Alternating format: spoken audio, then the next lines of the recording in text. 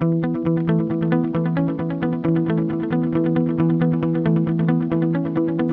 for the warm welcome. Good afternoon, everyone. I think it's the afternoon now. Today I'm going to be talking about a pipeline integrity threat called stress corrosion cracking. And I'm also going to go through a case study of how I helped a client manage their stress corrosion cracking on their pipeline. Now, could I just quickly have a show of hands for who has actually heard of stress corrosion cracking? Okay, quite a few of you. So for those who haven't, it's a form of environmental external cracking. It's found on both gas and liquid pipelines worldwide, and it requires three fundamental elements in order to occur. So if you think back to your school days, fire requires oxygen, heat, and a fuel. SCC, or stress corrosion cracking, is no different. It requires a tensile stress, it requires a corrosive environment, and it also requires a susceptible material. So in terms of tensile stress, we expect to see stress corrosion cracking in high stress pipelines. 60% SMYS and above is the industry benchmark. SMYS, for those who don't know, is specified minimum yield strength. We also expect to see a corrosive environment. We'd expect to see a coating which is prone to despondment, a cathodic protection system which isn't performing adequately. And we also need a susceptible material. This can be any steel pipeline, but we usually expect to see SCC in older pipelines of lower grade. So why is it important to worry about SCC? Well, if it isn't managed properly, there is a risk there for a rupture. As you can see in the picture on the right-hand side there, this leads to loss of product, financial costs. You'll be all over the newspapers potentially, and there is also a potential there for a loss of life, which for any operator is the worst case scenario. So it's important to detect, assess, and manage your SCC in a proactive way.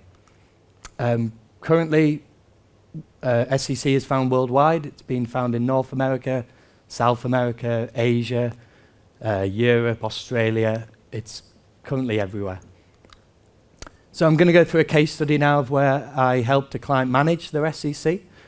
The client ran a susceptibility study across a whole gas transmission network and identified a number of pipelines for inline inspection using pigs.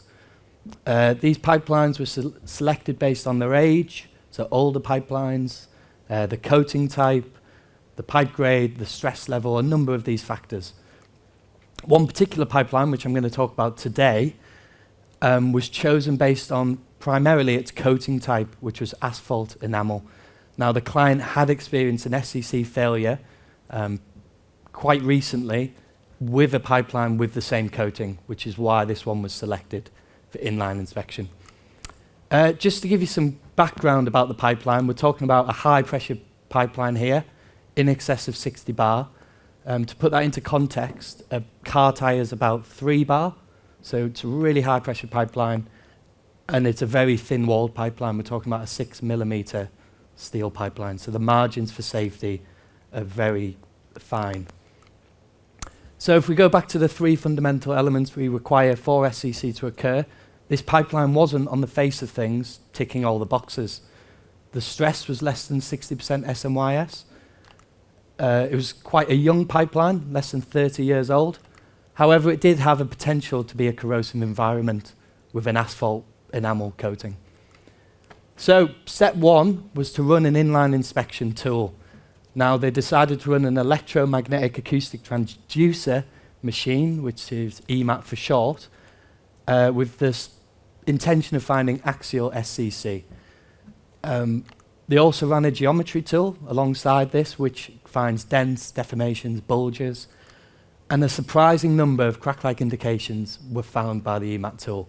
So the next step after inline inspection was to go and verify these crack-like indications. So they went in field, mobilized the site, and they went to a number of different sites, but the one site I'm going to focus on today, which I visited in South America, was located at the top of a hill, and it was a 5-spool excavation.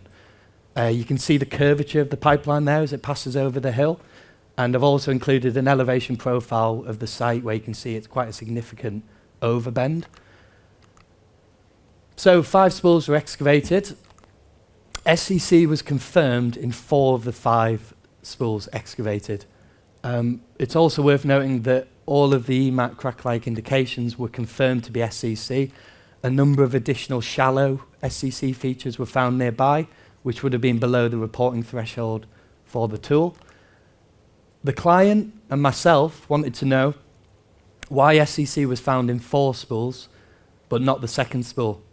On the face of things, it had all the same properties, had the same coating type, same coating condition.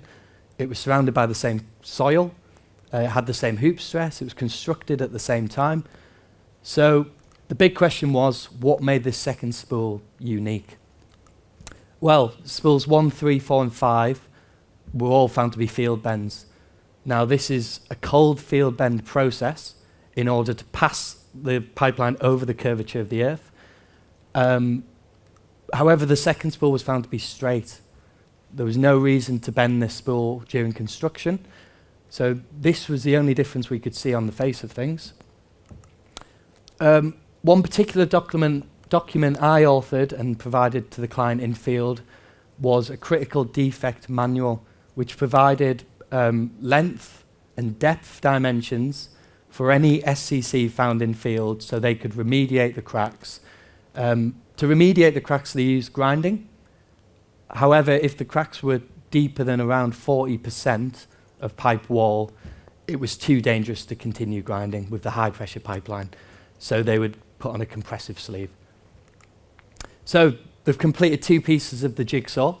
They've run the inline inspection tool. They've found crack-like indications. They've gone in field and they've confirmed it to be SCC. However, they've also found this strange association between the field bends introduced during construction and the SCC. So they came to us and they wanted to know, can you look into this any further? So we used finite element analysis, which is a computer simulation software where you can plot the deformations which were found by the geometry tool and see if there's any correlation between deformation and stress corrosion cracking. Now here's some plots here of the finite element analysis. You can see 4 of the spools are very similar in what they're showing in terms of deformation.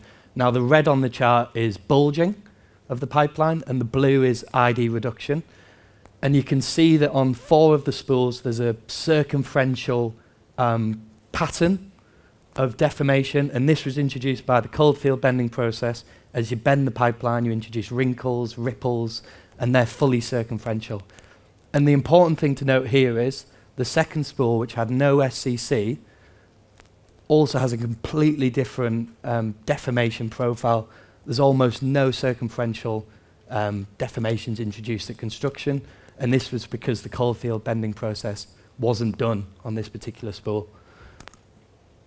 So I've just circled the circumferential deformations there, and you probably can't see at the back, but I've plotted the stress corrosion cracks, and they were all found to be within these circumferential bands of deformation. It's worth noting that no SCC whatsoever within these 5 spools was found to be located outside of these deformations. This is another way of looking at the data. We've taken the deformation data and just plotted stress there, and you can see the stress is also in circumferential bands around the pipeline. So to summarize, the cold field bending process has introduced deformations which have introduced an increase in stress locally, which has led to an environment which can have stress corrosion cracks. So we've provided the client with a deeper understanding of what was causing their particular stress corrosion issue. The client is now better equipped to manage their SCC. They can now focus on other pipelines which have also had this construction procedure. And now they'll go forward and refine their susceptibility model, and they can focus on other pipelines which have had the cold field bending process and hopefully find other pipelines which have got stress corrosion cracks. And we now have a happy client who has avoided a potential failure. There's the client in the corner there. So just to conclude, SEC was occurring on a pipeline which on the face of things wasn't ticking all the boxes. It was a young pipeline of low stress. It was only chosen because of its coating, which they knew they had an issue with corrosion-wise. So what was causing the SEC? Well, if we go back to the 3 fundamental elements required for SEC, there's a residual stress which was introduced by the cold field bending. It's introduced circumferential stress concentrations, and there's also a tensile stress here because it's an overbend. So as the pipeline is passed over the curvature of the earth, the top of the pipeline is in tension. We have a corrosive environment. It's an asphalt coating. It's prone to despondent. It was also very likely damaged during this field bending process. So the field bending has not only introduced deformations, but also most likely damaged the coating. And we also have a susceptible material. Now it is quite a young pipeline of high grade, but any steel pipeline can be susceptible. So what does this mean for the industry? Well, there's a new way of looking at SCC.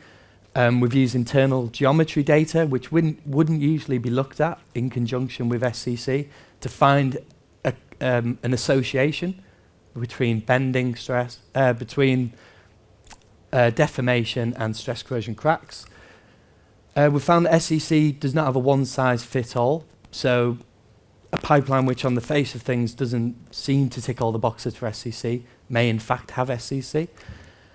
And we've shown that it's difficult to anticipate and manage SCC, and all data available to a client or a consultant should be used. So the inline inspection data, the in-field verification data, and a further detailed analysis such as FEA in this case should all be used in conjunction to really get to the bottom of what is causing the SCC. So the important thing, what does this mean for the UK gas industry? Now the good news is stress corrosion cracking has never knowingly been found in the UK. However, this doesn't mean that SCC doesn't exist in the UK. We have a lot of pipelines which are aging, over 50 years old now. We've got a lot of high stress pipelines in the country. And SCC, I think it was the end of last year, was found in France, Western Europe, and they had also, up until that point, never had SCC in their history. So it's possible. So therefore, the possibility of SCC in the UK cannot be completely ruled out. And that's it. Thank you. Any questions?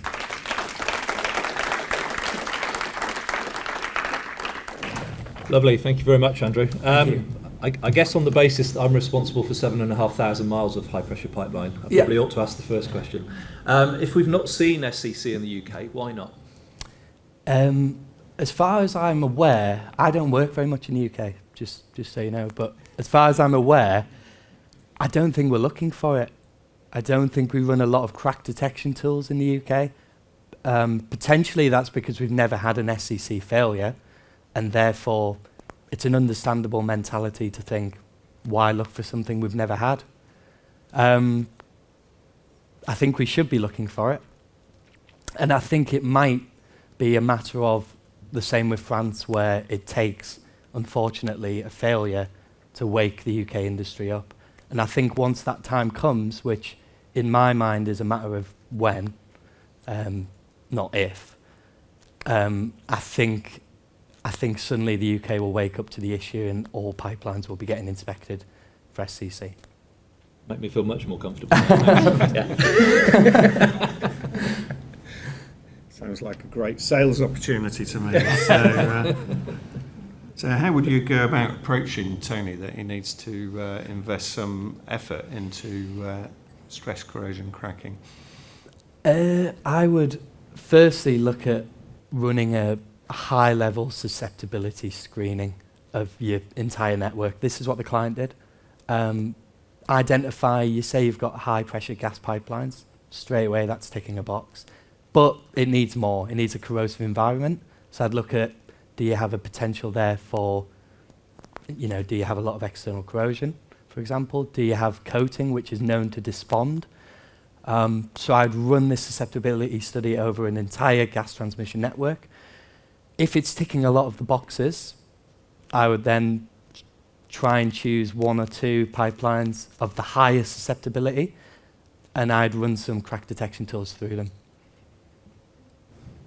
Okay, you mentioned the fact that there's new knowledge come out of this. Mm-hmm. I mean, apart from this competition, paper competition, how's that being shared with the wider industry? It's a very interesting point. I mean, this particular presentation, I will be adapting that for a conference, for example, in which I'm attending in Rio at the end of the year.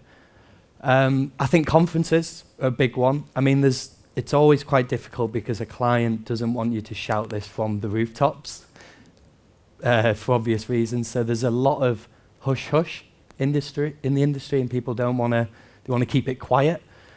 But things like conferences, things like this today, journals, if you can get the client on side, and this particular client has been very helpful with us, and they're very happy for us to share their issues in the conference and also today with you.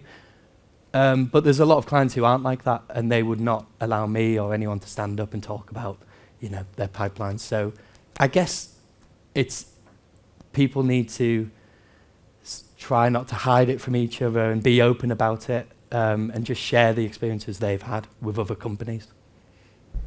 Can I ask the question, what was your personal involvement at the beginning of this project? Were you involved in deciding that this was a worthwhile project to do?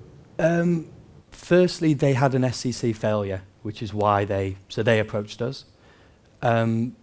They also ran the susceptibility study on their entire gas transmission network and identified a number of pipelines they wanted to inspect. After we inspected the pipelines, we had a lot of crack-like indications along the line. Firstly, what I did was I created a susceptibility study, spool by spool, along each pipeline. So not a high-level susceptibility, but a very detailed spool by spool susceptibility study. And I told them which cracks to go and target. Because they, let's say they had 1,000 crack-like indications, 70% of those may just be dormant cracks, most likely. So I used things such as, was there any dents nearby? Was there any, such as this area, like a huge overbend? Was there anything which might add a residual stress? And if there was, I told them to go and target those cracks. And question from me. What in this research did you find either most interesting or surprising? I thought finding the association between the deformations and the cracks and the consistency of it, like no SCC was found to be unassociated with deformations. I found that really interesting.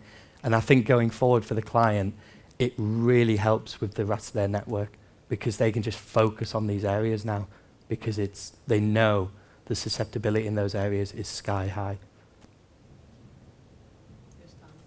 Okay, thank you.